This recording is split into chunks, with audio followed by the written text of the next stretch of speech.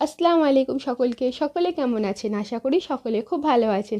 আজকে আবারও আপনাদের কাছে একটি নতুন রেসিপি নিয়ে হাজির হলাম, যেটা হলো সুজির নারকেল নাড়ু। বিশ্বাস করুন, এটা খেতে এতটাই মজার হয়, বানানো তেমনই সহজ।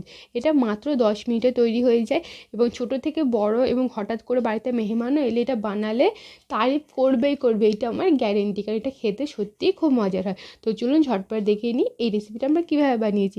আর যারা আমার চ্যানেলটা সাবস্ক্রাইব করেননি, প্লিজ আমার চ্যানেলটা সাবস্ক্রাইব করে দেবেন। তো প্রথমেই কড়ার মধ্যে নিয়ে নিয়েছি কিছুটা সুজিটাকে একদম লো ফ্লেমে একটু ভাজা ভাজা করে নেব।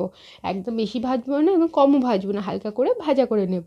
তো ভাজা করার পর আমি এখানে দিয়ে দিচ্ছি শুকনো নারকেল। আমি এখানে নারকেল এক বাটি দিয়ে দিচ্ছি। আপনাদের কাছে শুকনো নারকেল না থাকলে আপনারা এমনি নারকেল কোড়াও দিতে পারেন। নারকেল কোড়া দেওয়া হয়ে গেছে। এখন আমি দিয়ে দিলাম স্বাদ মতো নুন ও সেই পার্টিরই এক বাটি চিনি। তো দিয়ে একটু ভালো করে নাড়াচাড়া করে নেব। নাড়াচাড়া করার পর এর মধ্যে দিয়ে দেবো 1 গ্লাস পরিমাপ জল। বেশি জল দেবেন না, অল্প জলই দেবেন, কারণ এই ব্যাটারটাকে আমাদের ডোয়ে পরিণত করতে হবে।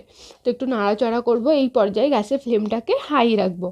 তো একটু নাড়াচাড়া করার সাথে সাথে দেখবেন সুজিটা খুব সুন্দরভাবে বসে এসছে। যখন দেখবেন এইভাবে প্যান ছেড়ে দিচ্ছে, খুব সুন্দরভাবে একটা ডো তৈরি হয়ে গেছে, তখন গ্যাসের ফ্লেমটা অফ করে দেবেন।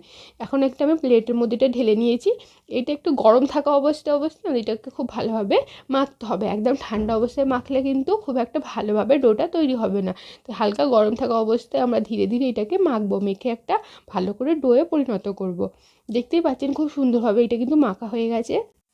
আপনাদের যদি এটা খুব গরম লাগে তাহলে আপনারা একবার করে জলে হাত ধোবেন, তারপরে আবার মাখবেন, তাহলে দেখবেন আপনাদের কিন্তু এটা খুব গরম লাগবে না।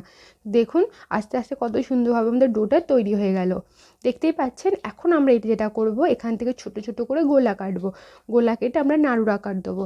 আপনারা চাইলে গোল নাড়ুও বানাতে পারেন। আমি একটু লম্বাটে টাইপের নাড়ুটা বানাবো, তাই একটু লম্বা লম্বা করে এটা বানিয়ে নেবো। হাতের মাধ্যমে দু সাইডে ভালো করে ঘুরিয়ে ফিরিয়ে আমরা এই নাড়ুটাকে তৈরি করে নেব।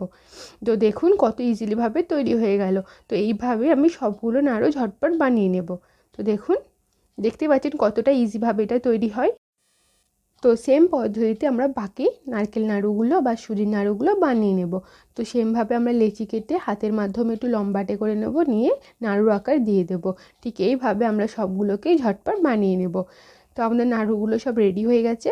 এখন দেখতে পাচ্ছেন প্যানের মধ্যে তেল গরম হয়ে গেছে এবং গরম তেলের মধ্যে আমি একটা একটা করে সবগুলো আমাদের নাড়ু দিয়ে দেব। তো এখানে আমি দিয়ে দিলাম। দেওয়ার পর লো ফ্লেমে নয়, এটা আমরা হাই ফ্লেমে ভাজা করব। তো হাই ফ্লেমে আমরা উলট পালট করে এটা ভাজা করতে হবে। এটা লো ফ্লেমে ভাজার একদম দরকার নেই, এটা আপনারা কিন্তু হাই ফ্লেমেই ভাজা করবেন। মাত্র 2 থেকে 3 মিনিট এটা সুন্দর কালার চলে আসে। দেখুন রেডি হয়ে গেলে এখন আমরা এটা তেল থেকে তুলে নেবো। যখন দেখবেন সুন্দর একটা কালার চলেছে, তখন কিন্তু তেল দিয়ে তুলে নেবেন। বেশি জাল দেবেন না, তাহলে কিন্তু পুড়ে যাবে। তো এইভাবে আমরা বাকি নাড়ুগুলোকেও ভাজা করে নেব। তো ব্যাস সব কটা নাড়ু কমপ্লিট হয়ে গেল। দেখলেন কতটা ইজি এই সুজির নারকেল নাড়ুটা। তো অতি অবশ্যই বাড়িতে বানান, জানাবেন কেমন লাগলো। দেখা হবে নেক্সট ভিডিওতে। টাটা।